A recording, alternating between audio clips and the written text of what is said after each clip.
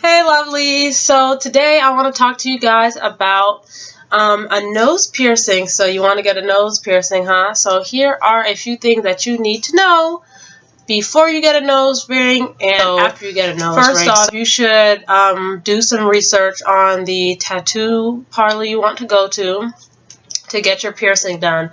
Or if you know somebody who you trust that knows what they're doing, of course, when it comes to piercing your nose. Me, for instance, my nose has been pierced for roughly 7 years now, and I got my mother to pierce my nose. Again, she knew what she was doing, so that's why I trusted her to do it. But if you don't have somebody that you know, do a good research, try and find different reviews on Yelp, see if you could talk to a friend about a good person who does piercings that they trust.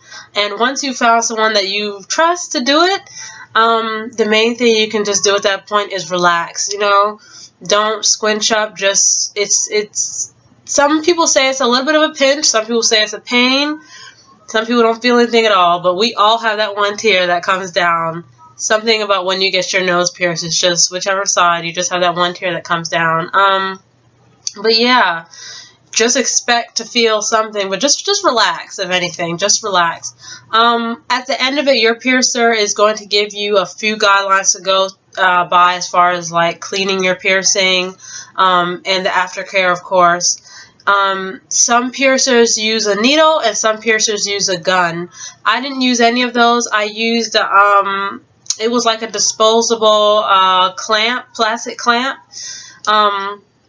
But yeah, you either use a gun or a needle.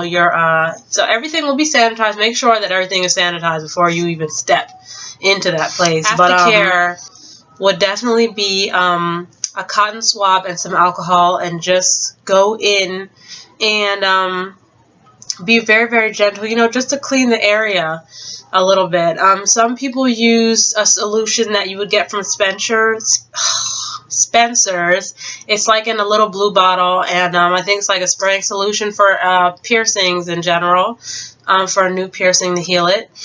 Also, I hear that what is it? I think it's lavender essential oil mixed with water is good for nose piercings as well, but don't quote me on that. That's just something that I read. I never use that. I always use alcohol. Alcohol worked for me.